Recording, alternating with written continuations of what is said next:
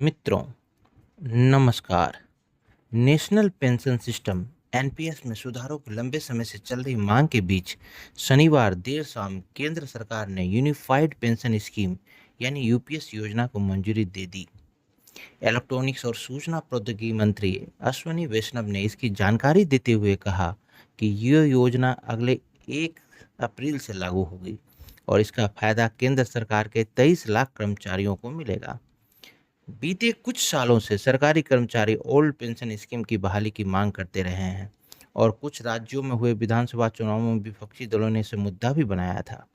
विपक्ष शासित कुछ राज्यों में ओल्ड पेंशन स्कीम को बहाल भी किया गया है, जिनमें राजस्थान, हिमाचल प्रदेश, छत्तीसगढ़ और पंजाब शामिल हैं।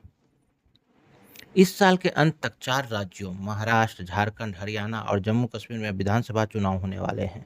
हरियाणा और जम्मू कश्मीर में चुनाव की तारीखें भी घोषित हो चुकी हैं। आइए समझते हैं कि एनपीएस और ओपीएस से यूपीएस किन मायनों में अलग है और एक्सपर्ट और ट्रेड यूनियन नेताओं का इस पे क्या कहना है। जब 2004 में पूर्व प्रधानमंत्री अटल बिहारी वाजपेयी की सरकार ओल्ड पेंशन स्कीम की जगह न्यू पेंशन सिस्टम यानी एनपीएस को लेके आई, तो इसमें निश्चित पेंशन के प्रावधान को हटा दिया गया था। इसके साथ ही इसमें कर्मचारियों का अंशदान अनिवार्य कर दिया गया।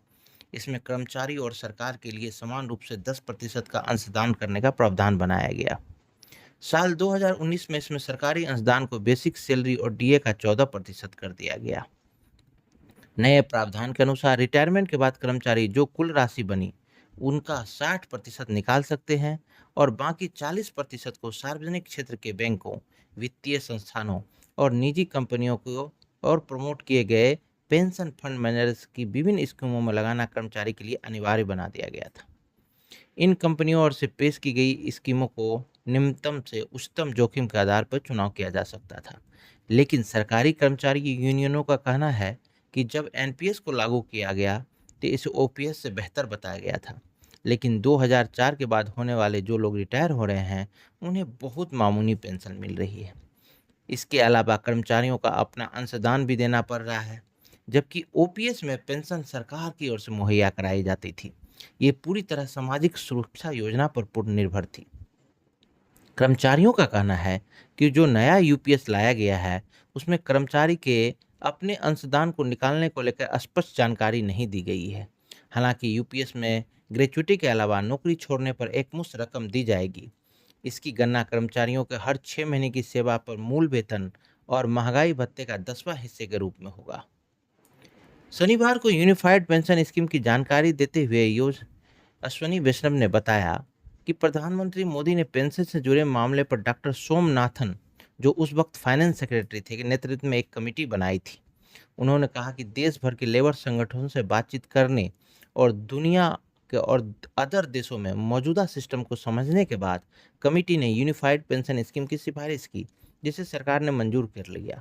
लेकिन कई यूनियन नेताओं ने उनके इन दावे को झूठा बताया है।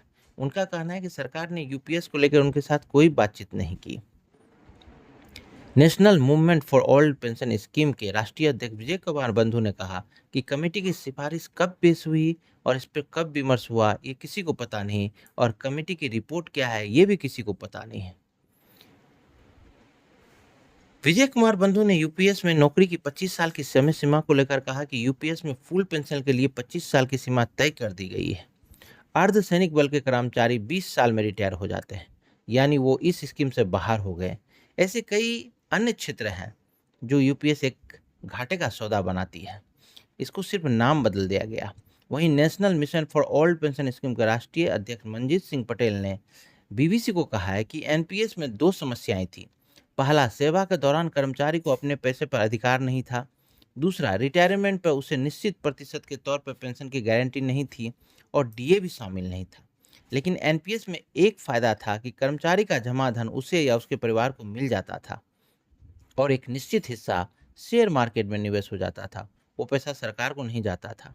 उन्होंने कहा कि हमारी मांग थी कि कर्मचारियों का पैसा उसे वापस कर दिया जाए और सरकार जो अंशदान करती है उसे वो वापस ले ले और उसके एवज में पुराने वाली पेंशन के बराबर पेंशन दे दे।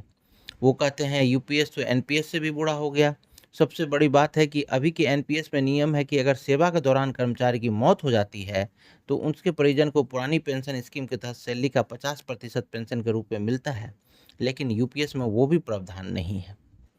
अगर एक्सपर्ट की बात करें तो एक्सपर्ट कहते हैं कि न्यू पेंशन स्कीम को लाया इसलिए गया था कि केंद्र सरकार के पेंशन बिल को संतुलित किया जा सके। एनपीएस में कर्मचारियों की बचत का एक हिस्सा शेयर मार्केट में लगाए जाने का प्रावधान बनाया गया, यानी शेयर मार्केट के उतार चढ़ाव के आधार पर जो रिटर्न मिलेगा उसी अनुपात में पेंशन बनेगी। ये फिक्स भी हो सकती थी और परिवर्तनीय भी। जिन लोगों ने एनपीएस को चुना था, हाल के सालों में वो रिटायर होने लगे और उन्हें पेंशन मिलना शुरू हो गई। इन लोगों की शिकायत है कि उनकी पेंशन किसी महीने 100 रुपये होती है, कभी 120 रुपये होती है। ऐसे में वो अपनी ज़िंदगी कैसे बताएंगे। एनपीएस के तहत मामूली पेंशन मिलने का मुद्दा बनाया गया। एक कॉलेज प्रिंसिपल कहते हैं कि जब वो रिटायर हुए तो उनकी सैलरी करीब 1.5 लाख थी और जब पेंशन आना शुरू हुआ तो वो करीब 4,044 रुपये थी। उनके सामने आजीविका का संकट पैदा हो गया। यही वजह है कि कर्मचारी इसे रद्द करने और ओल्ड पेंशन स्कीम को बहाल करने की मांग कर रहे हैं। देश में सरकारी कर्मचारियों का अच्छी खासी संख्या है और वो एक बड़ा वोट बैंक भी है जो लगातार दबाव बनाए हुए है। हिमाचल प्रदेश पहली राज्य सरकार थी जिसने ओल्ड पेंशन स्कीम की बहाली की। 2022 में कांग्रेस के सत्ता में आने के बाद मुख्यमंत्री सुखविंदर सिंह सुक्खू ने इसे मंजूर किया था। ओल्ड पेंशन स्कीम की बहाली को लेकर भले ही लोग खुश हो, लेकिन आने वाले समय में लगातार बढ़ते कर्मचारियों का पेंशन का बिल बाद की सरकारों को भुगतना पड़ेगा, जिसमें हिमाचल प्रदेश की सरकार भी शामिल है।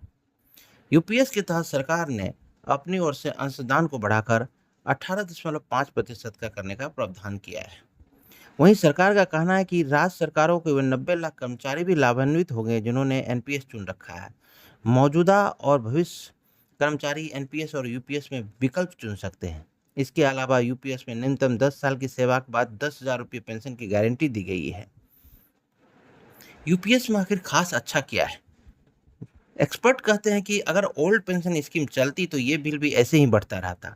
यूपीएस में अच्छी बात यह है कि कर्मचारी अंशदान को जारी रखा गया है, जो 50 साल पहले हो जाना चाहिए था। यूपीएस में कर्मचारी से 10% का अंशदान लेकर सरकार ने अपना भार कम किया। एक तरह से एनपीएस का नया चोला पहनाया गया है। लेकिन अच्छी बात यह है कि इसमें शेयर बाजार के उतार चढ़ाव से कर्मचारियों को कवर कर दिया गया है। अभी तक एनपीएस के निवेश पर अच्छा रिटर्न आ रहा है, लेकिन भविष्य में किसी प्राकृतिक आपदा या मंदी के चलते अगर बाजार गिर जाता है तो उस स्थिति में सरकार एक निश्चित पेंशन की गारंटी देगी। ओल्ड पेंशन स्कीम में कर्मचारी से अंशदान नहीं लिया जाता था, इसलिए वो सरकार पर एक बड़ा भार था। हालांकि यूपीएस में रिटायरमेंट के बाद पैसे निकालने को लेकर प्रावधानों पर अभी तक स्पष्टता नहीं आई है।